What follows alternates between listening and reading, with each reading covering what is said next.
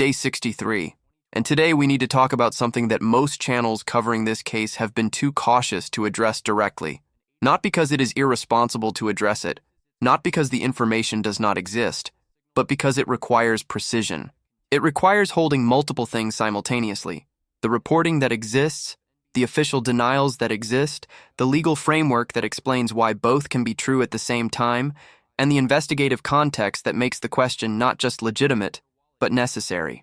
Because when you put together everything that has emerged this week, the lead detective who had never worked a homicide case, the sheriff who publicly eliminated suspects before any prosecutor authorized it, the former FBI agent saying there is no way to recover from the first 48 hours, the journalist who has been reporting since day 4 that a specific name was on the table inside that investigation, and the cybersecurity expert who says the FBI considers the Bitcoin trail their best lead, a picture forms. Not a confirmed picture, not a prosecuted picture, but a picture that the public has a right to understand in full, with all of its complexity, all of its caveats, and all of its implications. Day 63. And this is where we are. This is Forensic Disconnect, and this is Day 63. Before we go any further, subscribe and hit the notification bell. We cover this case every single day, including the details that make people uncomfortable, including the questions that have no easy answers. We do not sensationalize. We do not accuse without evidence. But we also do not look away from what is actually in the public record just because it is uncomfortable. Subscribe so you don't miss what comes next. Because Monday, April 6th is 3 days away, Savannah Guthrie returns to the Today Show, and the person who took her mother will almost certainly be watching. Now, to understand everything that happened this week, you need to start with a question that sounds simple but is not. Who has the authority to clear a suspect? In American criminal investigations, there is a fundamental division of labor that most people who watch crime coverage on television do not fully understand. Law enforcement, sheriffs, police departments, detectives investigate. They gather evidence, they follow leads, they build a picture of what happened and who was responsible. But they do not charge people, and they do not formally clear people. That authority belongs to the prosecutor, the district attorney, the county attorney, the person who will eventually stand in a courtroom and either present a case to a jury or decline to bring charges. The distinction matters enormously in practice. Because when a detective says in an interview that a person of interest has been ruled out, or when a sheriff stands at a press conference and announces that a specific individual has been cleared, they are making a statement that may reflect their current investigative thinking, but it does not carry the legal weight of a prosecutorial decision. It is an investigator's assessment, not a legal determination. And depending on how it is framed and how widely it is disseminated, it can create problems that outlast the investigation itself. Former Orange County prosecutor Matt Murphy explained this week exactly how those problems manifest. He said that Nanos' habit of publicly eliminating suspects, announcing in press conferences that this person has been cleared, that person has been ruled out, the family has been eliminated, is not how serious criminal investigations are supposed to work.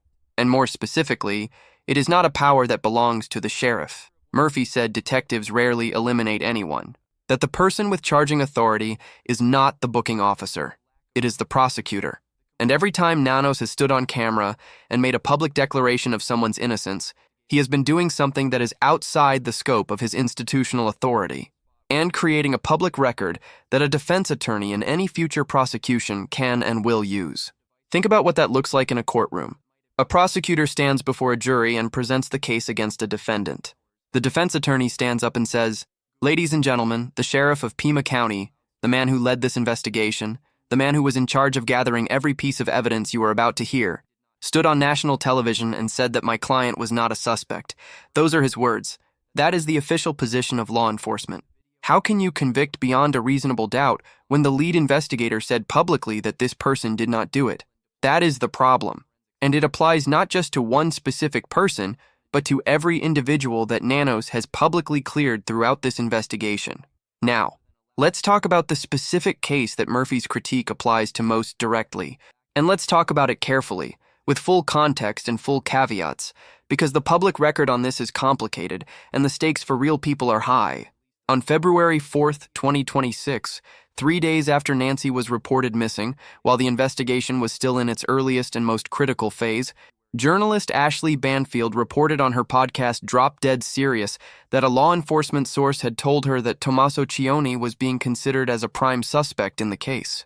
Let's establish who Tommaso Cioni is. Cioni is 50 years old. He is Italian-born and has lived in Tucson, Arizona since 2006. He is a biology teacher, or was, as of the last publicly available information about his employment, who previously taught at a charter school approximately 10 miles north of Nancy Guthrie's home. He writes poetry. He studies lizards. He makes homemade pasta. These are details from a personal webpage that was last updated years ago and that paint the picture of a quiet, intellectual man who built a life in the Arizona desert far from wherever he started. He is also married to Annie Guthrie, Savannah's sister, the person who reported Nancy missing on the morning of February 1st, 2026. And Tommaso Cioni is, according to one version of the timeline, the last person to see Nancy Guthrie alive. He drove her home after a family dinner on the night of January 31st. Her garage door opened at 9:48 p.m. and closed 2 minutes later. He drove away, and somewhere in the hours that followed, Nancy disappeared. That proximity, being the last person to see her, the person who drove her to the house where she vanished, placed him in the standard investigative frame that law enforcement applies at the beginning of any suspicious disappearance. Family members and close contacts are always looked at first, always, not because they are likely to be responsible, but because statistics demand it. Because in the majority of violent crimes against elderly women, the perpetrator is known to the victim. That is not an accusation. That is an investigative reality. Banfield's reporting on February 4th went further than the standard investigative frame. She said a law enforcement source told her that Cioni was specifically being considered as a prime suspect. Not just that investigators were looking at the family, which is routine, but that Cioni had been identified internally as the primary focus of suspicion in the early days of the investigation. She also reported that Annie Guthrie's car, not Cioni's, Annie's, had been towed and placed into evidence, that there was some connection between the car and Cioni, and that law enforcement sources had confirmed this to her. The Pima County Sheriff's Department immediately pushed back hard. A spokesperson said they did not know where the reporter was getting her information. Sheriff Nanos, at a press conference the following day, called the reporting reckless. He said no suspects had been identified. He said the family had been cooperating fully. And then he said the words that Matt Murphy is now identifying as a critical error. He said the family, including spouses and siblings, had been eliminated from consideration, cleared, publicly, by the sheriff, on national television. Banfield did not back down. When Dan Abrams pressed her on his SiriusXM program on February 12th, a week after the initial report, she said her source stands by the reporting every single day. She said the thinking as of the day after Nancy was reported missing has not changed. She pointed to specific elements that had since been confirmed, including the car, which the sheriff's department later acknowledged had been towed pursuant to a warrant. And she said, "The truth is the best defense. I answer to one boss. That is the truth." Now, here is where the full weight of the caveats must be applied, and they are not small caveats. Savannah Guthrie, in her interview with Hoda Kotb, addressed the speculation about her family with pain that was visible and real. She said it was unbearable. She said there are no words for what it feels like to have the people you love most being accused without evidence. She said no one took better care of her mother than Annie and Tommaso. She said no one protected her mother more than her brother. And she said it with the conviction of someone who knows her family and who has watched them be destroyed by speculation in the most agonizing period of their lives. The FBI's own investigation, according to multiple sources who have been consistently reliable throughout this case, cleared the immediate family early in the process. Federal investigators who have their own independent means of evaluating alibis and establishing timelines and cross-referencing digital and financial records concluded that the family did not participate in Nancy's disappearance. That is not a Nanos declaration. That is a federal investigative conclusion. And federal investigators, whatever their opinion of the county sheriff's management of this case, are not in the habit of making that kind of determination carelessly. A licensed psychologist interviewed by Parade this week offered a clinical explanation for why public suspicion has continued to swirl around Annie and Tommaso despite these clearances. She said blame works as a form of self-protection, that when there are no facts to fill the void of a disappearance, the public mind fills it with a narrative, that we would rather have a guilty party, even an assumed one, than face the terrifying reality that something like this can happen to anyone. That a masked man can come through a back door in the night and take an 84-year-old woman and no one can stop it and no one yet knows who he is. That psychological dynamic is real. And it is a warning against the kind of internet speculation that has been circling Annie and Tommaso for 63 days, that has put them under a microscope while they are simultaneously trying to find their mother and support their sister and survive a crisis that would break most families entirely. The point of examining Banfield's reporting and Murphy's critique of Nanos's public clearances is not to suggest that Tommaso Cioni is guilty. The evidence that has been publicly disclosed points strongly toward an external perpetrator, a masked, armed figure who came prepared, who had surveilled the property, who knew the layout of the back patio, who planned an abduction with operational precision. That is not the profile of a crime committed by a quietly bookish Italian biology teacher. The point is that the sheriff does not have the legal authority to formally clear anyone, and by making that declaration publicly about Cioni, about the family, about anyone else he has publicly exonerated in press conferences, he has potentially created legal problems for the prosecution of whoever is actually responsible. Whether that is the person in the doorbell camera footage or someone whose name has not yet appeared in public at all, that is what Murphy is saying, and it is important. Now let's bring in Jennifer Coffindaffer, because her statements this week represent the sharpest and most specific accountability assessment of this investigation that has come from a credentialed law enforcement professional since February 1st. Coffindaffer is a retired FBI special agent. She spent her career inside the federal investigative apparatus that is now co-running this case. She knows what proper procedure looks like. She knows what the first 48 hours of a kidnapping investigation are supposed to produce, and she knows from the inside what it costs when those first 48 hours are not handled correctly. On April 3rd, she posted on X. She said, "There is no way for Sheriff Nanos to recover from his errors in this case." She said the biggest error he made was not putting his best of the best on Nancy's case from the very beginning. Not his best available. Not the most experienced people he had access to. His best of the best. The people who had worked the most cases, seen the most crime scenes, made the most consequential decisions under pressure. Those people needed to be on this investigation from the first hour. They were not. She said, "There are no crime scene do-overs. There is no way to recover the first 48 hours of an investigation." Sit with that for a moment, not as a rhetorical point, as a forensic reality. The first 48 hours of a kidnapping investigation are the hours when the victim may still be alive and reachable, when the abductor may not yet have moved her beyond the immediate area, when physical evidence is at its most pristine, before rain, before heat, before foot traffic and vehicle traffic and the ordinary movements of time degrade what was left behind, when witnesses remember details that they will not remember a week later, when the perpetrator's digital footprint, his phone, his car, his financial transactions, is most accessible and most legible. In those first 48 hours in the Nancy Guthrie investigation, a detective who had never worked a homicide case before was in charge. A crime scene was being processed by people who, according to a former sheriff with decades of experience, did not maintain its integrity. A pizza delivery car drove across the front lawn. The task force that would eventually mobilize the full weight of investigative resources did not yet exist. Coffindaffer did not stop at the investigation. She extended her assessment forward into what comes after, the prosecution. She said early law enforcement blunders will impact the successful prosecution of Porch Guy. That is what she calls the masked man in the doorbell camera footage. Porch Guy, the person whose identification is the central unsolved puzzle of this entire case. And then she said, "Meanwhile, Porch Guy walks free. And if I were rich, over 60, and living in Arizona, I would be pretty worried." That is not rhetorical excess. That is a former federal agent saying directly that this investigation has failed to identify and apprehend a violent predator, that the person who did this is out there, that the failures of the early investigation have allowed him to remain free longer than he should have, and that the community where this happened should be concerned about what that means. Nanos, for his part, told reporters recently, "I have no regrets about my team and their efforts. I don't regret that we let the crime scene go too soon, or any of that."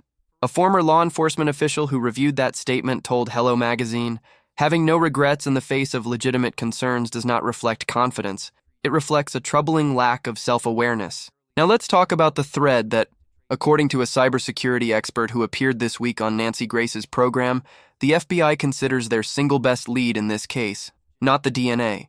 not the doorbell camera footage, not the contractor investigation, the Bitcoin. Ari Redbord is the global head of policy at TRM Labs, one of the leading blockchain analytics companies in the world. TRM Labs works with governments and law enforcement agencies around the globe to trace cryptocurrency transactions, identify criminal actors in the blockchain ecosystem, and turn what most people believe is untraceable financial activity into actionable investigative intelligence. He appeared on Crime Stories with Nancy Grace on April 2nd, and he said something that should reframe how everyone following this case understands the ransom note situation. The ransom notes that were sent to media outlets and to the Guthrie family in the first week after Nancy's disappearance demanded payment in Bitcoin. A specific wallet address was provided. That wallet has been publicly monitored by journalists since February.